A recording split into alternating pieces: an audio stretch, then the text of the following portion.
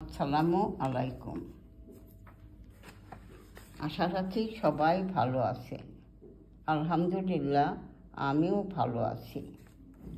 আজ ছড়াই ছড়াই শিশু সোপান গ্রন্থখানি থেকে বাংলা ভাষা ব্যবহার করতে যে সাংকেতিক চিহ্নগুলো ব্যবহার করা হয়, এই চিহ্নগুলো বর্ণের কোথায় কোথায় ব্যবহার করা হবে, কোনটি কোথায় ব্যবহার করা হবে। যেমন এখানে ও আর এখানে ম। আমি আকার ব্যবহার করব। ওর পরে একটি আকার দিলে আম। তাহলে দেখা গেল নির্দিষ্ট বর্ণ শেষ হলে আকার ব্যবহার করা হয়। নির্দিষ্ট বর্ণ ছিল ও, ওর পরে আকার দিলাম ম, আম। নির্দিষ্ট বর্ণ শেষ হলে আকার ব্যবহার করা হয়, যেমন আম। হর্ষ ইকার কোথায় ব্যবহার করা হবে? এখানে হর্ষ ই তো।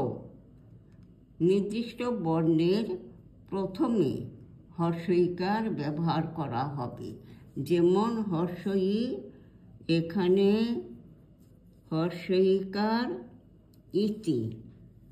নির্দিষ্ট বর্ণের প্রথমে হর্ষ ইকার ব্যবহার করা হয়, ইতি। দীর্ঘ ইকার কোথায় ব্যবহার করা হবে? দীর্ঘ ইকার নির্দিষ্ট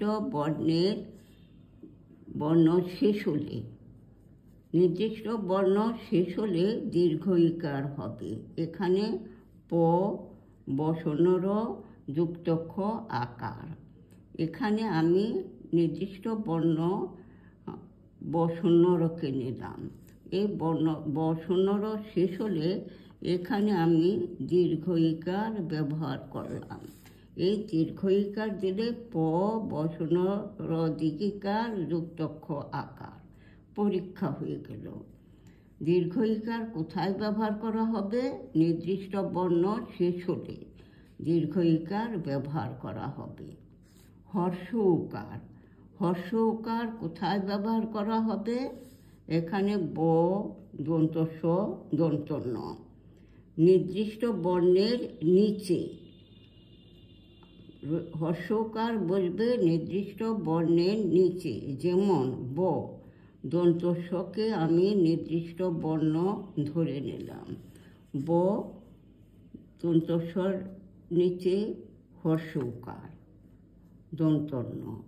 ব, দন্ত স, হর্ষ উকার, দন্তন্য, বসুন। হর্ষ উকার কোথায় বসবে? নির্দিষ্ট বর্ণ শেষ হলে নির্দিষ্ট বর্ণের নিচে বসবে হর্ষ উকার। এখন দেখি দীর্ঘ উকার কোথায় ব্যবহার করা হবে? দীর্ঘ উকার এখানে হর্ষ উকার, মূর্ধন্য স আকার। তাহলে আমরা এই হর্ষকে নির্দিষ্ট বর্ণ হিসেবে ব্যবহার করলাম। হর্ষ উ, এখন আমরা দীর্ঘ উ। হর্ষর মধ্যে এরকম একটু রেখা টানলে এটাই দীর্ঘ উ হলো। দীর্ঘ উ, মূর্ধন্য স আকার, উষা। হর্ষ উ ছিল, এই রেখাটা ব্যবহার করাতে দীর্ঘ উ হলো। দীর্ঘ উ, মূর্ধন্য স আকার, উষা। এভাবে আমরা সাংকেতিক চিহ্নগুলো ব্যবহার করতে পারি। আজ এ পর্যন্ত। পরবর্তীতে ইনশাল্লাহ নিয়ে আসবো নতুন অংশ। ভালো থাকার শুভকামনায় আল্লাহ হাফেজ।